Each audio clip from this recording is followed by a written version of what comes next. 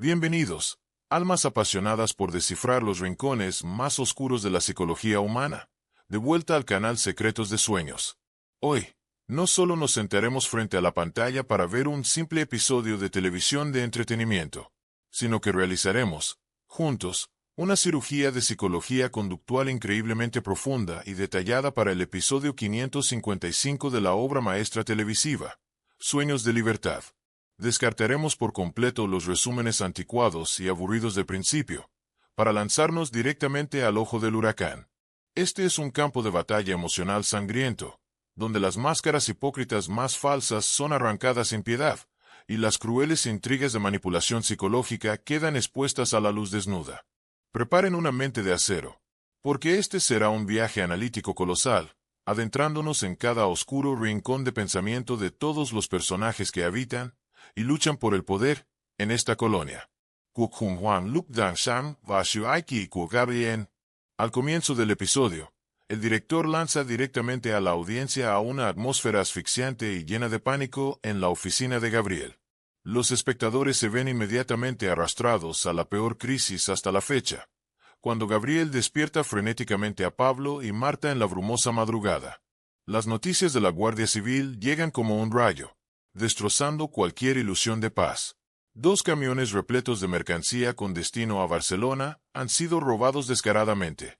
Gabriel anuncia con tono amargo que los atacantes actuaron con extrema crueldad, dejando a los 2 conductores, Salas y Riquelme, atados fuertemente a un poste en la fría carretera. Aún más aterrador e inquietante, Riquelme fue golpeado en la cabeza hasta quedar inconsciente, y actualmente está bajo observación especial en el hospital de Aranjuez, en una situación donde su vida pende de un hilo. Justo en este momento límite entre la vida y la muerte, la psicología narcisista tóxica de Gabriel se revela de manera extremadamente clara y repugnante. En lugar de mostrar empatía, preocupación o dolor por la vida del empleado hospitalizado, la primera reacción de Gabriel es una ira extrema y un mecanismo frenético de echar la culpa. Comienza a burlarse de la ausencia de Andrés y Tasio con palabras venenosas, como bañadas en veneno de serpiente. Se engaña a sí mismo creyendo que es un dios exclusivo, el único que debe soportar la responsabilidad de toda la familia, mientras que los otros débiles duermen profundamente, o se esconden cobardemente. Pablo está allí tratando de calmar la tensa situación, recordando a todos que concentren sus mentes en el robo, en lugar de arrojarse reproches destructivos a la cara. Bajo la lente analítica de la psicología criminal y el comportamiento humano, la actitud de Gabriel es un mecanismo de defensa típico de aquellos obsesionados al extremo con el control.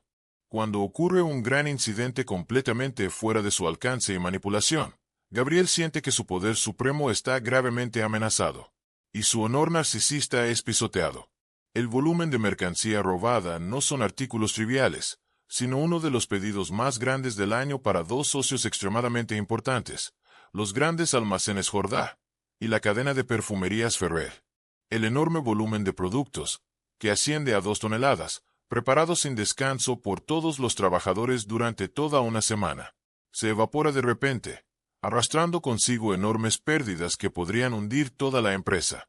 Esta pérdida apuñala directamente su orgullo profesional y su deseo de demostrar su estatus, convirtiéndolo en una bestia acorralada que se enfurece, buscando dónde descargar su ira. Marta se queda allí, con el rostro pálido y extremadamente preocupada, al darse cuenta de la devastadora magnitud del desastre. Sabe muy bien que si esta trágica noticia llega a la atención del público, toda la reputación de la empresa se derrumbará en un montón de cenizas irrecuperables. Gabriel inmediatamente ordena un bloqueo de información, una ley marcial, prohibiendo absolutamente que alguien revele una sola palabra de esta noticia fuera de la habitación. Se jacta arrogantemente de haber manipulado a la prensa local para mantener un silencio absoluto, y le pide a Marta que revise el contrato de seguro, con la frágil esperanza de poder recuperar algo de dinero de las ruinas.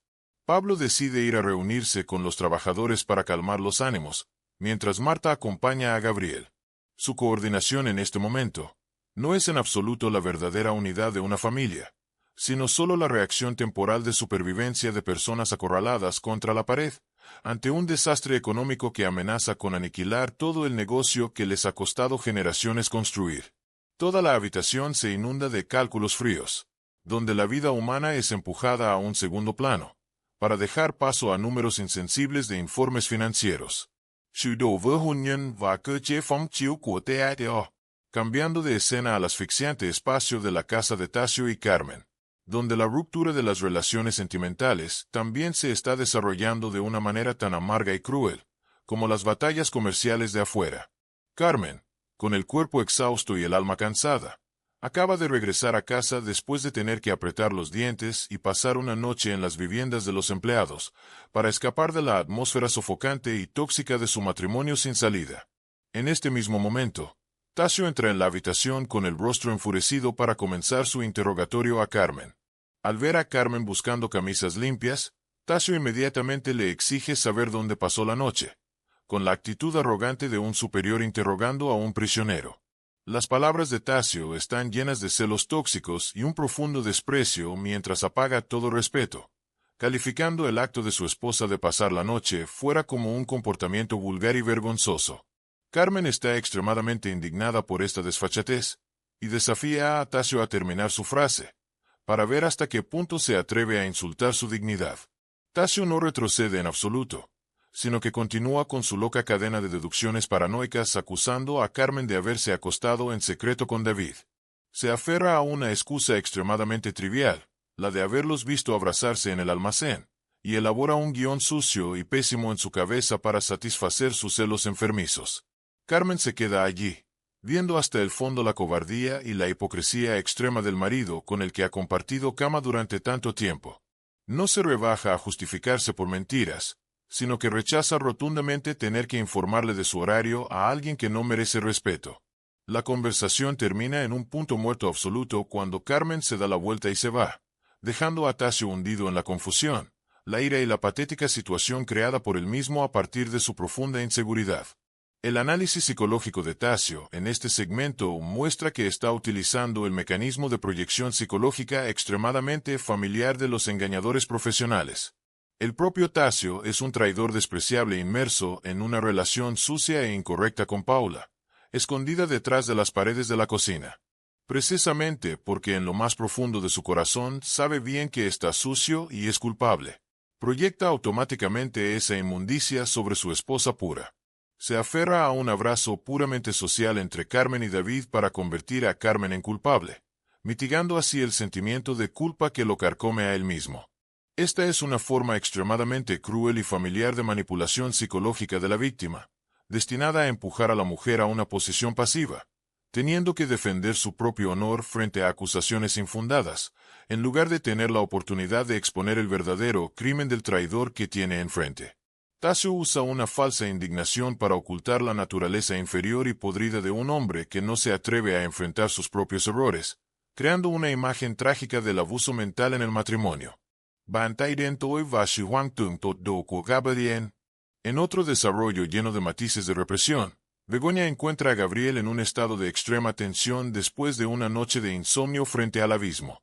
Gabriel le confiesa a Begoña con un tono de cansancio inusual que este robo ocurre en el peor momento posible, cuando Borosar está ejerciendo una presión terrible, apretando sus gargantas sobre las cifras de ingresos mensuales.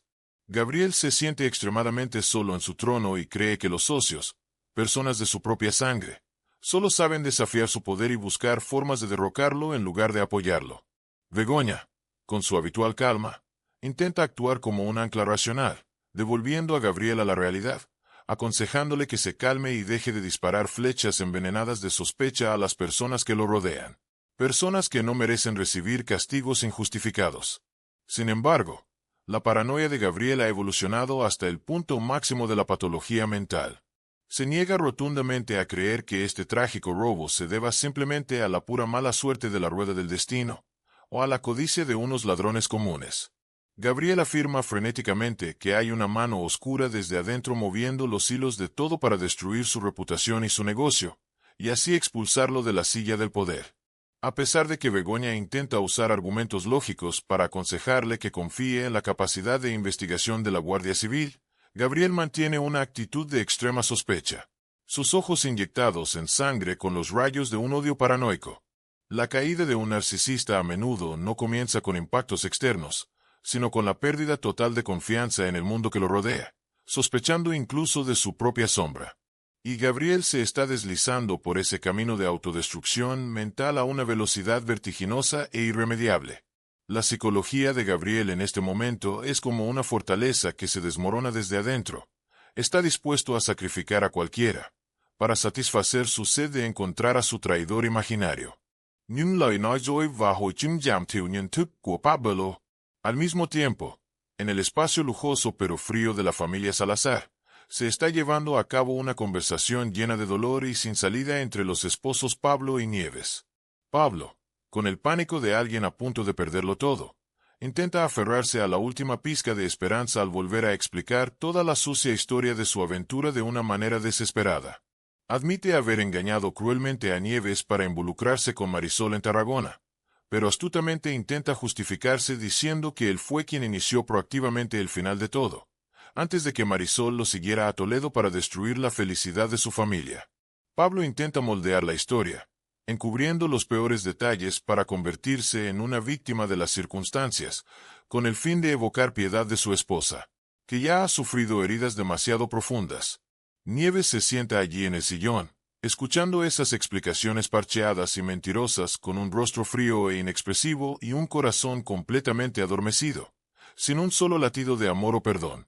Ella detiene resueltamente a Pablo, impidiéndole seguir actuando, y señala una verdad cruel, afilada como una cuchilla, de que Pablo no confesó voluntariamente sus errores por remordimiento de conciencia o un despertar moral tardío. Solo dijo cobardemente la verdad, porque Gabriel usó ese sucio secreto para chantajearlo y acorralarlo, obligándolo a obedecer dócilmente las decisiones dictatoriales de la empresa. Pablo entra en pánico e intenta jurar patéticamente que la amenaza de Gabriel solo llegó después de que él estaba decidido a cambiar y reconstruir su matrimonio. Pero Nieves ha perdido por completo la capacidad de confiar en este hombre. Se da cuenta amargamente, con las lágrimas tragadas hacia adentro, de que el afecto que Pablo siempre llama amor sagrado es en realidad solo una mentira terrible, envuelta en una cáscara perfecta de falso romance que oculta un alma cobarde. La forma en que Pablo intenta racionalizar sus errores es un ejemplo extremadamente clásico del síndrome de minimización cognitiva en la psicología del comportamiento criminal.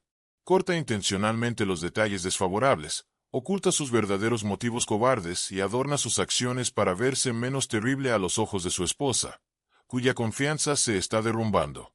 Al culpar en parte a las circunstancias o a la insistencia de su amante, Pablo está tratando de quitarse de encima el peso de la culpa.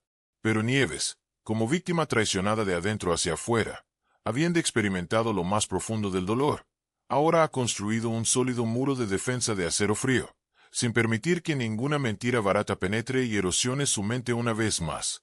Ha despertado por completo, abandonando la ilusión de una familia feliz para enfrentarse a la cruel y sangrante realidad. Nỗi lo lắng bao trùm khu nhà chính và bản chất tàn nhẫn trong mối quan hệ của Gabriel và BRZ. La tensión por el espantoso robo se propaga a cada rincón de la colonia como una enfermedad infecciosa, rompiendo la falsa paz diaria. En la casa principal, los desarrollos psicológicos continúan con la escena de Begoña y Gabriel juntos en un espacio asfixiante e inundado de cálculos.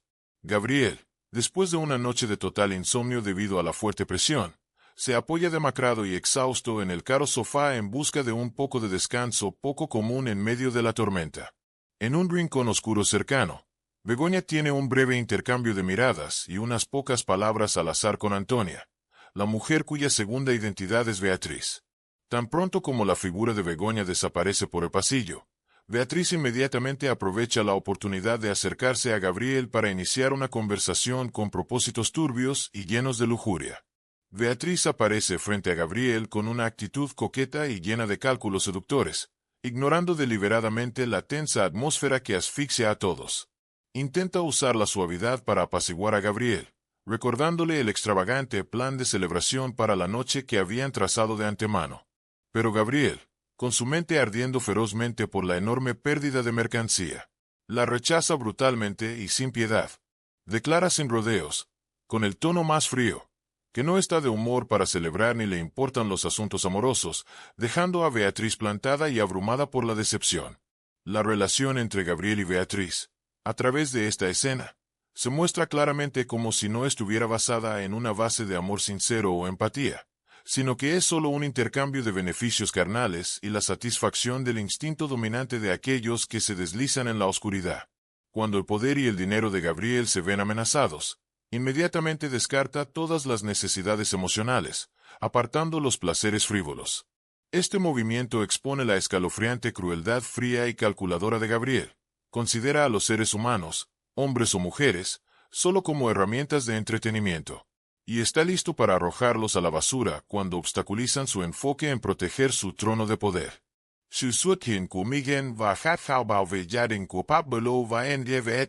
El segmento continúa llevándonos de regreso a los desarrollos extremadamente sofocantes en la mesa de la familia Salazar, donde los esposos Pablo y Nieves están atrapados en grietas profundas e irreparables. Las firmes acusaciones aún flotan en el aire, creando un silencio sepulcral. Sin embargo, esa atmósfera asfixiante y tensa cambia repentinamente de manera vertiginosa cuando Miguel, su amado hijo, aparece alegremente después de un largo viaje para asistir a una convención de neurología. Inmediatamente, como un mecanismo de defensa psicológico preprogramado, tanto Pablo y Nieves se ponen automáticamente una máscara de paz y felicidad. Charlan alegremente, muestran radiantes sonrisas falsas y escuchan con entusiasmo a Miguel hablar apasionadamente sobre los últimos tratamientos de neurología pediátrica en Europa y América que acaba de asimilar. El enérgico hijo también le regala a la familia una nueva máquina de café, un símbolo de conexión y calidez familiar. Desde una perspectiva de análisis psicológico, este repentino cambio de actitud de 180 grados de Pablo y Nieves no es simplemente la falsedad tóxica cotidiana de la clase alta, sino que proviene del instinto de protección central más sagrado de los padres. Aunque el mundo emocional de la pareja se está desmoronando en pedazos, todavía intentan reprimir el dolor personal, tragándose las lágrimas, para mantener la fachada de una familia estable, decididos a no dejar que la sucia fractura de los adultos lastime la paz mental y el brillante futuro del hijo que tanto aman. Este sacrificio silencioso expone una dolorosa paradoja. Están dispuestos a vivir en el infierno de la mentira, solo para preservar el paraíso de la infancia para su hijo. En medio de la sombría imagen llena de mentiras de las familias de clase alta, un raro rayo de luz teñido de libertad destella en la estrecha cocina de los trabajadores pobres. Paula aparece vestida con un uniforme de sirvienta común y corriente, pero su estado de ánimo es completamente diferente y radiante. En contraste con el semblante lúgubre y ansioso de todos los días, hoy Paula trabaja ágilmente mientras canta alegremente una canción llena de amor por la vida. Esta euforia extrema suya muy probablemente sea un efecto psicológico prolongado de los coqueteos furtivos y excitantes contagios de la noche anterior, que le dieron la sensación de ser deseada y amada, aunque se trate de un sentimiento culpable y frágil. Este cambio de actitud tan evidente atrae inmediatamente la atención de Manuela, quien siempre observa todo en silencio. Se acerca, inicia una conversación e indaga con amabilidad. Paula, incapaz de ocultar su emoción, revela con entusiasmo la razón detrás de su alegría de vivir. Está trabajando duro para ahorrar dinero. Lo más importante, su padre biológico ha accedido a brindarle apoyo financiero para que pueda cumplir su gran sueño de abrir un pequeño negocio. La intensa esperanza de un futuro independiente, de ser dueña de su vida y de escapar de la esclavitud, se refleja claramente en cada rasgo radiante del rostro de Paula. Para una mujer oprimida de la clase trabajadora como ella, la independencia financiera no es solo el sueño de un emprendimiento que cambie su vida, sino que también es el único salvavidas para aumentar su propia valía, ayudándola a tener el coraje suficiente para escapar de las tentaciones frívolas, la explotación y las sucias e incorrectas relaciones en las sombras en las que, accidental o intencionalmente, se ve envuelta. La independencia financiera es el arma más poderosa para que una mujer proteja su dignidad frente a los hombres que se aprovechan. En la tranquila habitación de Andrés, después de que lo vendaran y le dieran cuidadosamente los primeros auxilios en la clínica y lo llevaran a casa para convalecer, las aterradoras heridas físicas de la sangrienta batalla a vida o muerte del día anterior todavía lo atormentan con un dolor extremo. La escena se abre cuando su padre, Damián, con el rostro marcado por las arrugas de la preocupación, lo visita para preguntarle sobre su estado de salud. Padre e hijo tienen una conversación profunda y emotiva, eliminando las barreras generacionales. Damián le aconseja a Andrés que descanse por completo, soltando toda la carga del trabajo, demostrando el profundo cuidado del amor paternal. El punto más notable y conmovedor de esta conversación es la actitud sincera de Damián al mencionar a Valentina. Expresa una alegría radiante de que Andrés finalmente haya encontrado a una buena mujer con la que vincularse. Esto rompe todos los prejuicios anteriores y demuestra claramente que Damián realmente desea que sus hijos logren una estabilidad y una felicidad completas para compensar los errores de su propio pasado. Poco después, Marta, la valiente hermana de Andrés, también abre la puerta y entra para visitar a su hermano convaleciente. Damián sigue allí, y los tres miembros de la familia están presentes en un espacio que tiene un raro tono curativo. Marta no parece apresurada ni presa del pánico, sino que aparece con una actitud extremadamente tranquila y racional, trayendo consigo noticias detalladas y precisas sobre el terrible robo que amenaza la supervivencia de la empresa. A pesar de las heridas aún sangrantes, el agotamiento físico y la feroz disuasión de Marta y Damián de que no está en condiciones de salud para caminar, Andrés insiste en apretar los dientes, levantarse y cambiarse de ropa por sí mismo para ir a la fábrica a trabajar y enfrentarse a la tormenta. Esta reacción psicológica obstinada al extremo de Andrés es una manifestación muy clara del complejo de Salvador, un síndrome psicológico complejo. Siente una pesada culpa por no haber estado allí para detener el robo, por no poder controlar la situación de su familia y su carrera, por lo que quiere usar acciones prácticas, incluso si eso significa torturarse y ponerse en peligro, para compensar el sentimiento de impotencia y debilidad que atormenta su mente. Su tormento interno le hace creer que solo el dolor físico puede comprar la paz en su alma. De vuelta a la calurosa zona de la cocina, donde Paula sigue trabajando diligentemente en su uniforme de sirvienta común con la alegría de la independencia aún latente. Tasio aparece con una actitud furtiva, mirando a su alrededor como un ladrón en busca de su pequeña amante. En cuanto se dan cuenta de que solo ellos dos están en este espacio, se lanzan el uno sobre el otro con palabras de coqueteo, miradas amorosas y gestos provocativos llenos de lujuria. Paula, con la audacia de la juventud, hace una sugerencia insinuante sobre llevar un camisón seductor y ardiente para encontrarse con él en un fuerte abrazo esta noche en un lugar secreto. Sin embargo, este coqueteo furtivo y lujurioso es interrumpido de repente y de manera cruel cuando Manuela regresa inesperadamente a la cocina después de salir a hacer un recado. La aparición del ama de llaves asusta y alarma a Tasio y Paula, quienes inmediatamente se separan, cada uno en un rincón, tratando de recuperar una actitud normal de la manera más forzada posible. Tasio se justifica torpemente con una excusa sumamente vaga y poco natural de que solo bajó a la cocina de casualidad para buscar un poco de leche tibia para calmar su estómago.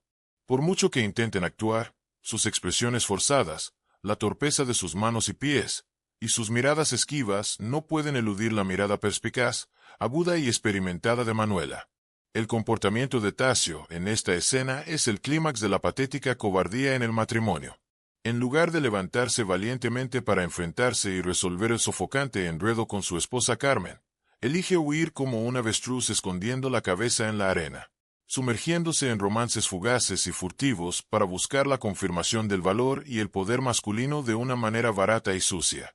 La mirada afilada y sin palabras de Manuela en esta escena actúa como un ojo juzgador de la sociedad y la moralidad, una supervisión invisible llena de autoridad que proyecta rayos X directamente sobre los sucios secretos que Tasio y Paula pensaban que podrían esconder fácilmente detrás de las sofocantes paredes de la cocina.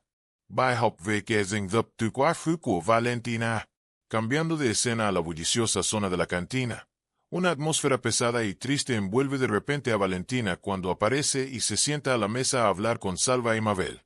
Valentina, con los ojos enrojecidos y la voz temblorosa, comienza a abrir su corazón para explicar su pasado lleno de obsesión y violencia con su exnovio, Rodrigo.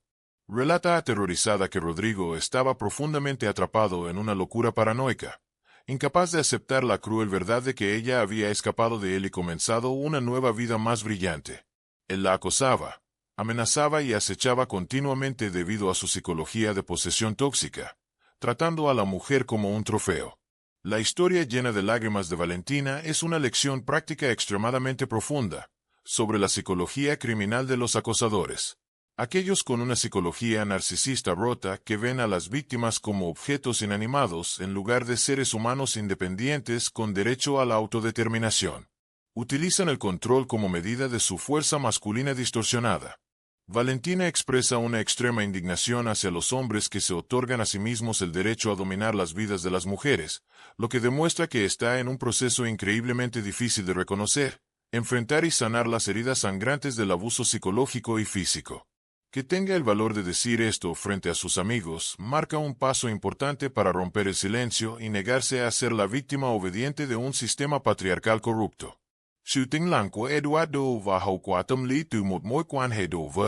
Otro detalle sutil con profundo significado contrastante se muestra a través de la escena en la que Manuela recibe una llamada telefónica mientras está ocupada trabajando. Después de colgar, tiene una breve conversación con Eduardo sobre un mensaje relacionado con su viaje de pesca para su cumpleaños. Eduardo, un hombre con muchos pensamientos que vive de manera muy reservada, trató de ocultar su cumpleaños para evitar cualquier atención ruidosa. Al ser interrogado sinceramente por Manuela, Eduardo admite con calma que solo quiere celebrar su cumpleaños a solas, simplemente bebiendo una cerveza fría y leyendo un buen libro en silencio. El silencio y el deseo de paz de Eduardo crean un contraste perfecto y lleno de sarcasmo con el ruido y el caos, llenos de intrigas y rivalidades, de las personas de clase alta que giran locamente por la riqueza y la fama en el exterior. Muestra que la verdadera felicidad a veces es simplemente dejar ir la codicia y volver a los valores más fundamentales de la mente. Paralelamente a ese ritmo tranquilo, la película nos devuelve a los acontecimientos en la cantina. Después de compartir el fondo de su corazón con sus amigos, Valentina intenta sonreír, se despide y se va educadamente, dejando el espacio privado para las otras dos personas. En este momento, solo quedan Salva y Mabel en el espacio, y de inmediato comienzan una conversación en una atmósfera extremadamente tensa y asfixiante.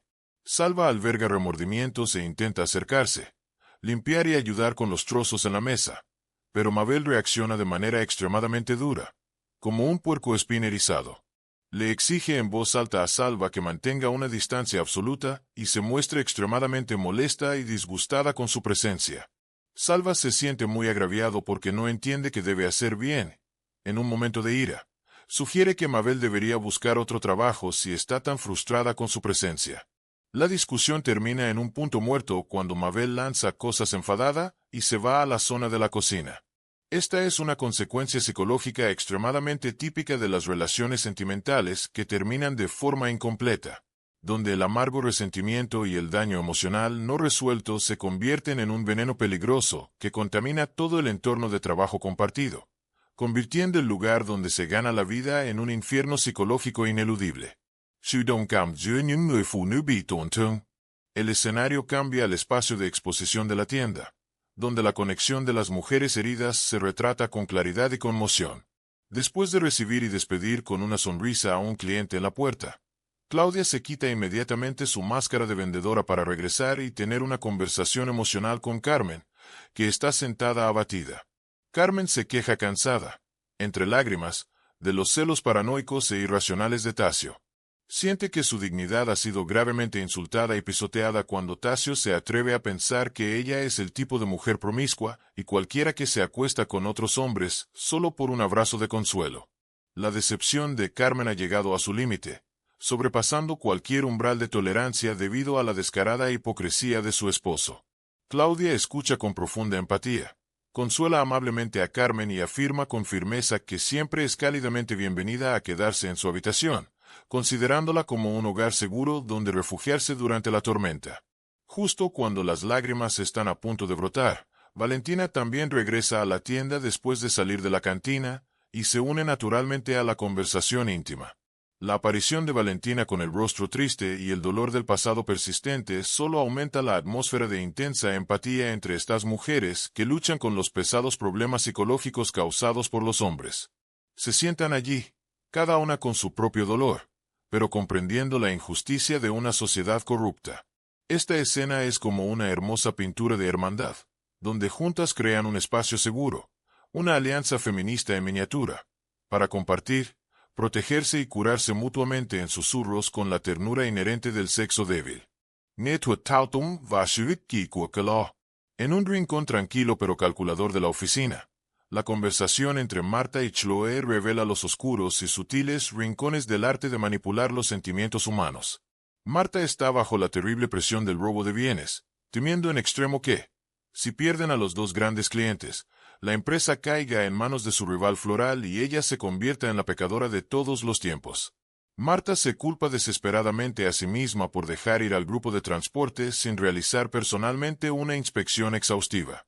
Chloe, con una mirada de falsa preocupación, inmediatamente usa sus palabras más dulces y suaves para calmar el dolor de Marta, aconsejándole que no se culpe porque los ladrones tenían un plan demasiado metódico y profesional. Sin embargo, el punto psicológico más oscuro y escalofriante radica en el hecho de que Marta, en su confusión, anuncia que pospondrá indefinidamente la búsqueda del paradero de Fina para concentrar toda su energía en resolver la crisis de la empresa. Chloe, al escuchar esta decisión, exteriormente se muestra sumamente comprensiva y promete estar siempre a su lado para apoyarla en medio de la tormenta. Pero en las profundidades de su alma retorcida, está respirando aliviada de una manera despreciable. En realidad, Chloe guarda un secreto vital sobre la llamada de la Asociación de Fotografía dando noticias sobre Fina, pero cruelmente eligió guardar silencio y ocultarlo debido a su ciego egoísmo por su amor no correspondido. La negativa de Chloe a proporcionar esta información vital es el acto más brutal de violencia emocional fría. Está sonriendo mientras manipula la oportunidad de felicidad de Marta, solo para mantener a Marta a su lado de manera egoísta, aun sabiendo muy bien que eso hará que la persona que ama se hunda en la miseria y en una esperanza agonizante. La escena pasa a un entorno privado en la casa de Begoña. Nieves va a visitarla con los ojos cansados y ojerosos y el ánimo hundido hasta el fondo.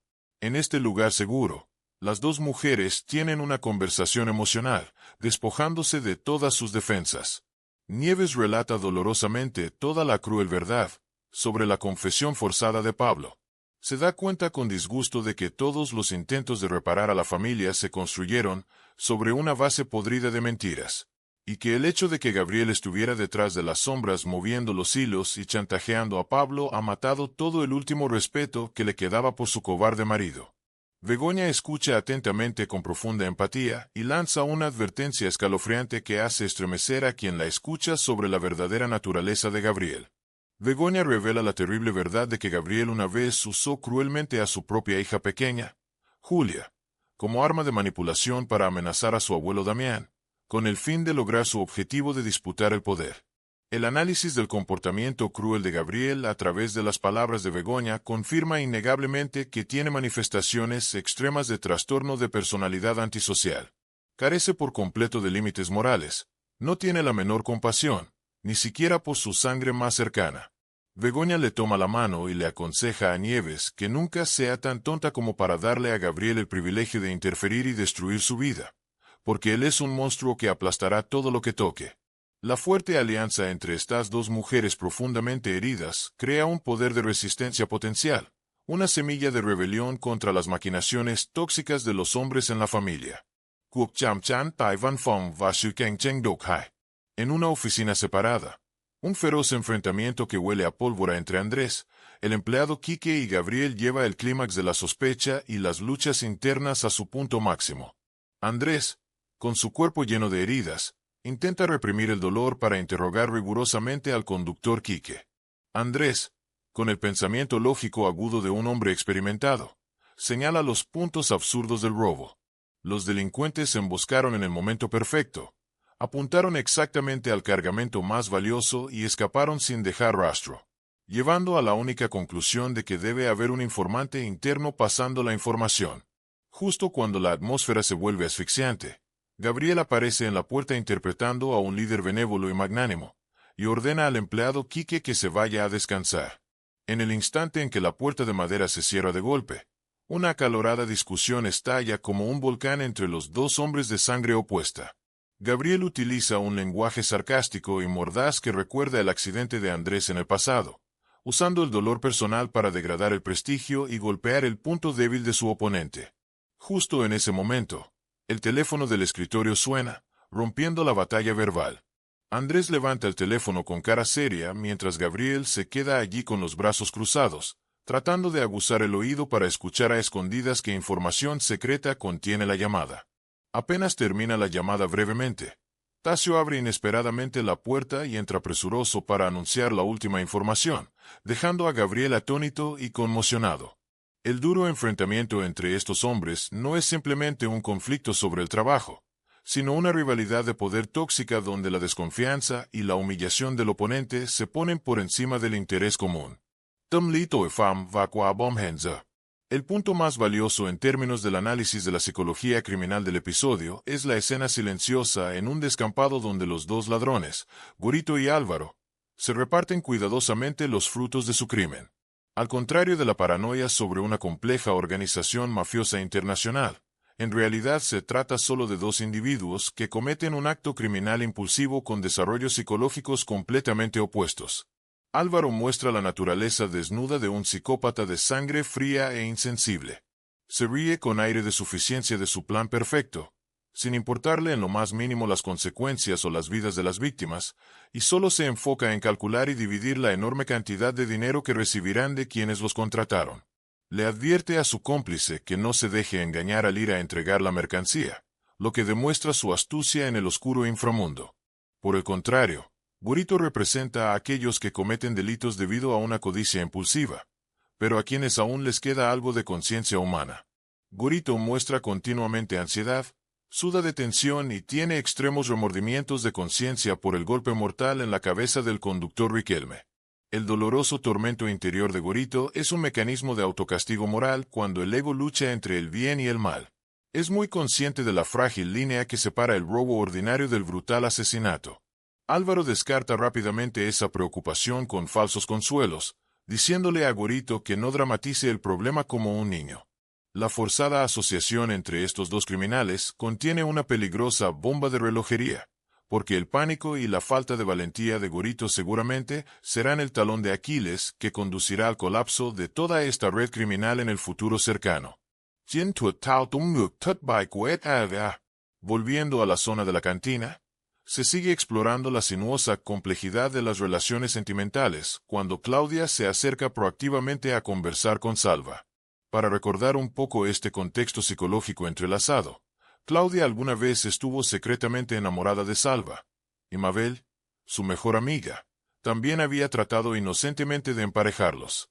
Sin embargo, cuando Salva reveló honestamente que la chica de sus sueños era en realidad Mabel, Claudia descubrió esta irónica verdad y se retiró por iniciativa propia, manteniendo la distancia con ambos para curarse y evitar más dolor. Este encuentro trae consigo una cierta incomodidad esquiva por ambas partes. Durante la conversación, al ser interrogado, Salva sucumbe a la debilidad y revela un secreto psicológico, que nunca quiso romper con Mabel, sino que solo usó la táctica de proponer el final para probar su reacción, con la esperanza de que ella despertara, se diera cuenta de sus sentimientos y lo valorara más. Sin embargo, esta arriesgada táctica de manipulación inversa fracasó de forma miserable e irremediable. Mabel, al cargar con el trauma psicológico de preocuparse demasiado por los sentimientos de los demás y temer lastimar a su amiga, aceptó resignadamente soltarlo, haciendo que Salva cayera directamente en la trampa que él mismo había tendido. El absurdo error en la comunicación emocional y el uso de trucos psicológicos han alejado a dos personas que se aman, creando una costosa lección eterna sobre nunca usar tontamente el afecto sincero como una herramienta para poner a prueba la confianza de la otra persona. Pablo. El clímax de la crueldad que pisotea la dignidad y el colapso moral total en este episodio es el enfrentamiento directo y fulminante entre Gabriel y Pablo en el espacio cerrado de la oficina.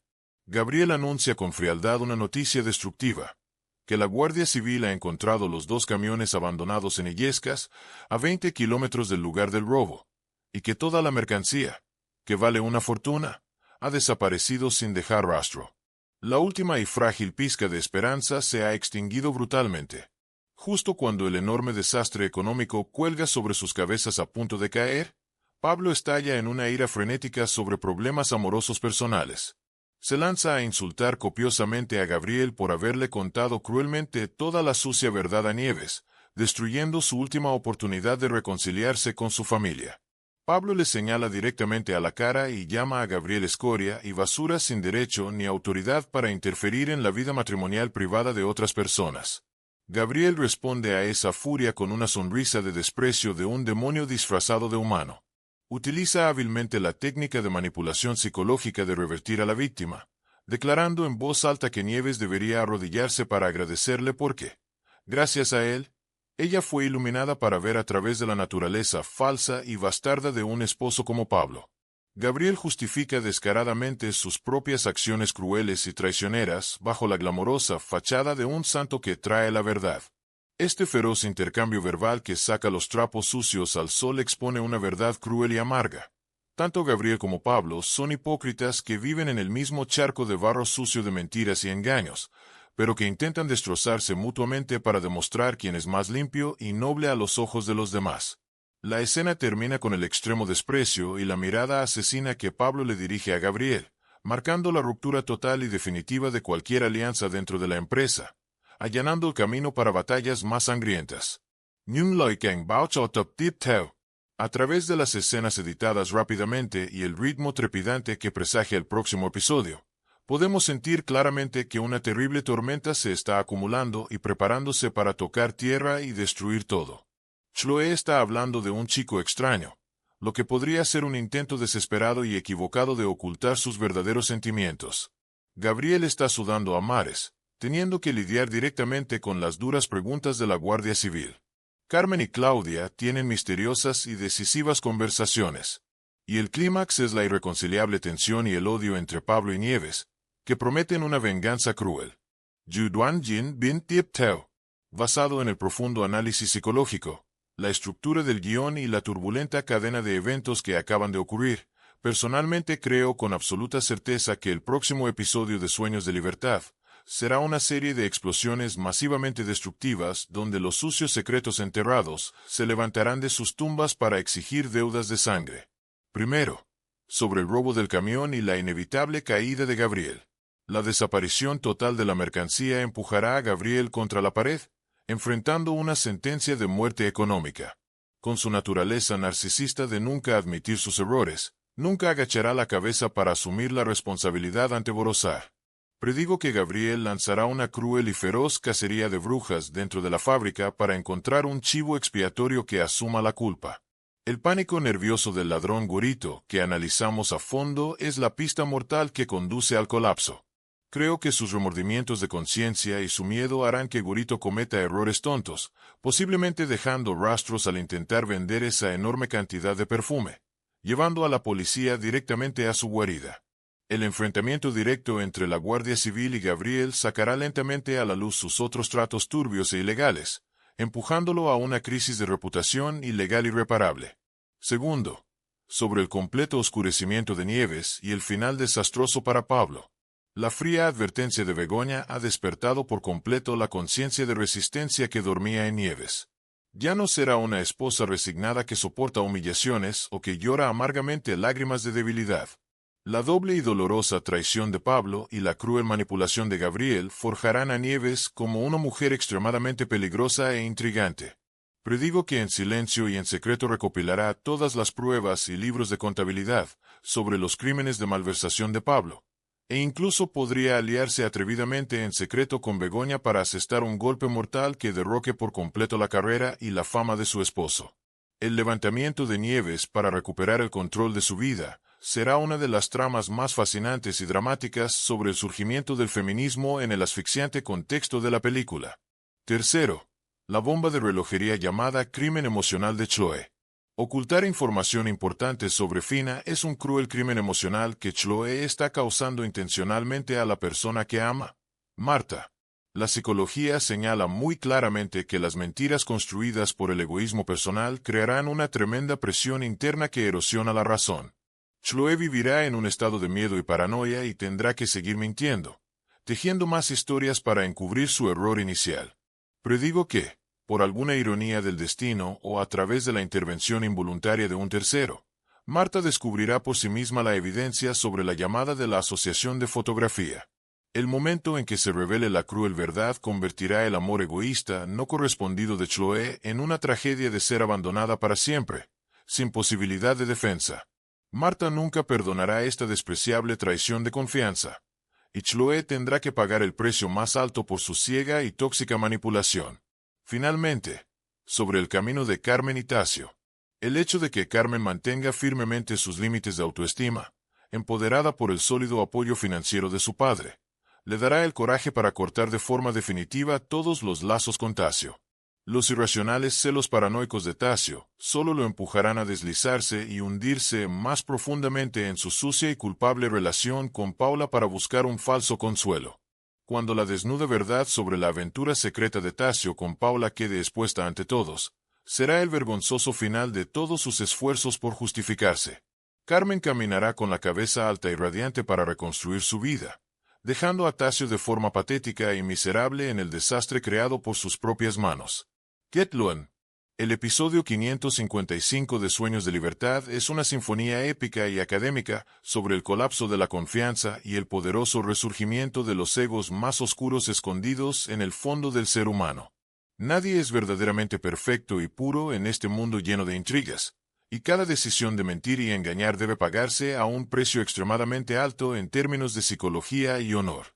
Los camiones vacíos tirados no solo representan una gran pérdida económica y material, sino que también son una profunda imagen metafórica de la podredumbre y el vacío en el alma y la moral de quienes tienen el poder y manipulan el juego. A nuestra sabia y perspicaz audiencia, ¿qué piensan sobre el cruel comportamiento manipulador de Gabriel cuando usa el secreto íntimo de otra persona como arma de destrucción? ¿Serán los remordimientos de conciencia y el miedo del ladrón Gorito la llave de oro para descifrar todo este complejo caso? ¿Y a qué terrible final trágico conducirá el ciego egoísmo de Chloe? Apresúrense a dejar sus agudos análisis y sus perspectivas únicas y creativas en la sección de comentarios a continuación. No olviden darle me gusta al video, compartirlo con quienes comparten nuestra pasión y suscribirse al canal Secretos de Sueños para que podamos seguir acompañándonos en las próximas sesiones magistrales de anatomía psicológica en los siguientes episodios. Nos vemos en las feroces tormentas que se avecinan, donde cada rincón más oscuro seguramente será quemado por completo por la luz de la verdad, sin dejar ni un rastro de ceniza.